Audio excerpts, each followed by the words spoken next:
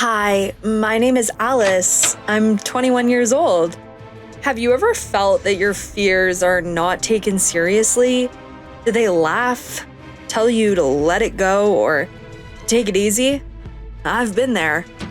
Watch this video to the end and you will find out how I almost boiled myself alive for fear of germs. I was suspicious and anxious since childhood, and this was a favorite cause for worry in my family. My fears just strained everyone, and my friends just made fun of it all. So I honestly didn't have many friends. I started dating with my friend when I was sure he wouldn't give me an unwashed apple for a joke. I was a terrible hypochondriac then, and I always was afraid of catching something. I learned that he never forgot to take antibacterial wipes with him, and I realized this was my hero. The main problem started with the usual seasonal cold. Several of my friends got sick at once, and then they treated complications for a long time. And I always followed hygiene and immediately thought, of course, I'm clean. Now, can you make a joke about me wiping my phone with napkins? My parents laughed at me and took it as a quirk. Family friends sometimes jokingly suggested that I buy more soap myself and replenish the family's supplies. Some friends, noticing my problem, began to reason with me. They explained that washing hands so often, you wash away the natural protection of the skin. But they were no doctors or specialists. When my parents sided with the advisors, we had our first serious argument. I searched the internet, but there I found only proofs of my rightness. I did not believe the articles that contradicted me. They were not convincing enough. You probably don't believe everything that is written on the internet, do you? In those days, I still managed to control myself. I just constantly felt like I didn't wash my hands well enough. I started thinking, just because I washed my hands didn't mean that everything was okay. But what about the rest of the arm? Because there could also be some kind of infection and it would easily move to a clean one. I started washing my forearms and carried paper towels and wet wipes to class. I asked to go to the bathroom right during class to wash my hands. My hands began to become inflamed, then dry and crack. I kept washing them, then drying them, then washing them, wiping them just in case, and then washing them again. I came earlier for half an hour to any place.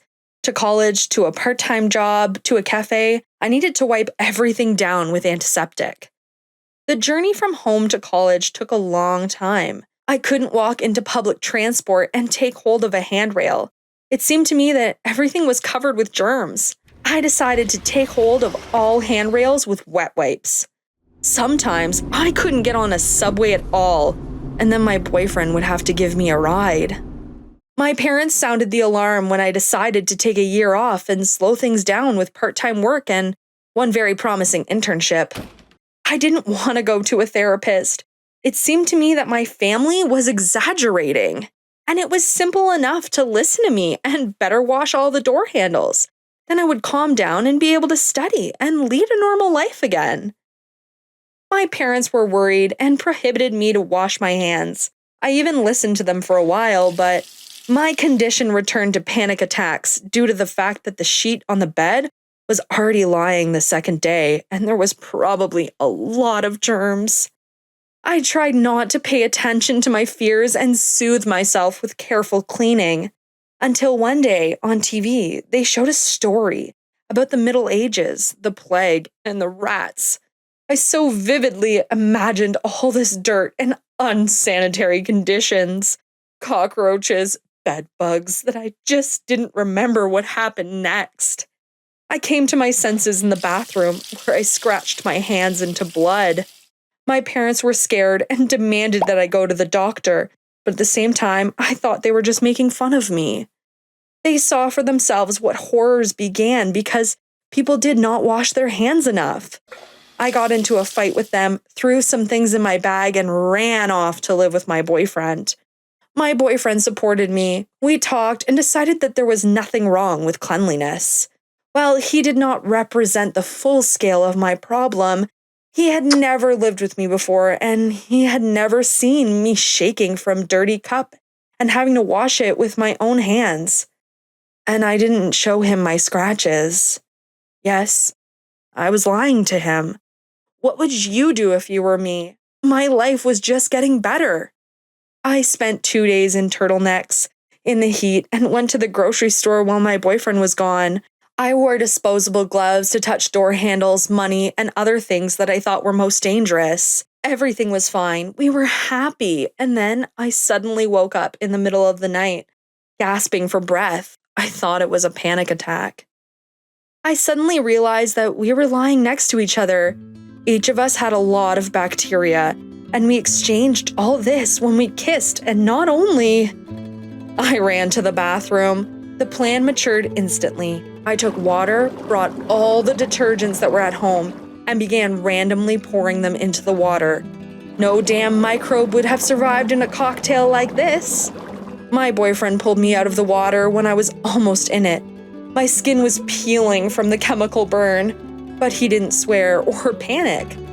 I decided that if I was overreacting, it was only a little. A couple of days later, a friend of mine appeared. I had already stopped communicating with many people because of taunts and hints to go to the doctor, but then she asked to accompany her to a doctor. I agreed. After all, disagreements in the cleanliness of a table in a cafe were not a reason to ruin a friendship. My boyfriend offered to give us a ride. When we arrived, it turned out that we had an appointment with a psychotherapist and that I was the patient here, and they had done the whole plan behind my back. I was terribly upset. I got into a fight with them. My friends screamed that they wanted the best, and I didn't want to listen to anything. My boyfriend got down on his knees right in the middle of the corridor and promised to propose to me if I went to a therapist right now. My friend burst into tears, and for some reason, I started laughing. Security came running, and we tried to convince everyone that everything was all right. Of course, we didn't look like people who had everything in order. By some miracle, they assured me that once we arrived, there would be no harm in one visit, especially if everything was all right with me. I would just prove to everyone. I thought that since everyone was so eager to send me to treatment, I would go in and find out that I was all right. The therapist readily agreed with me. We decided that germs were a serious problem. I decided that common sense trumped over medieval disregard for hygiene, and we agreed to meet in a week's time. At home, I began to argue with my boyfriend. I told him that he had thought I was crazy and tricked me into going to the hospital. I was fine, and even the therapist agreed with me. He didn't say anything to me and left the house. I was left alone and furiously scrubbed the entire apartment with bleach. I knew there were germs everywhere. I washed and washed until I remembered that I had already washed the floors this morning. I realized I was doing this for the second time that day. I saw my hands. They were red, and no gloves had helped. I had burns on my palms from some cleaning products I had poured into the bathroom. I saw it all, sat down on the wet floor, and burst into tears. I was shaking and sick with hysteria, and I was howling so hard I couldn't speak. For the first time in months, I was afraid of myself and what might happen next. How soon would I decide that I needed to take off and wash my skin or drink a pipe cleaner to kill the germs inside? It was awful. In the end, I agreed to see a therapist. After that, I made up with my parents, and my friend helped me move things to my boyfriend's. I decided that I would return to university as soon as I finished therapy. Wipes are still the best invention of mankind, but now I use them less and less and only take a shower once a day. I'm glad my problem was taken seriously when even I refused to admit it, and I try to be sensitive to the other people around me. After all, who knows what kind of bats can live in Belfry? Did you like this story? Put a like, and YouTube will show it to other viewers. Subscribe to the channel so that you don't miss new videos. And don't forget to be friends with your bats.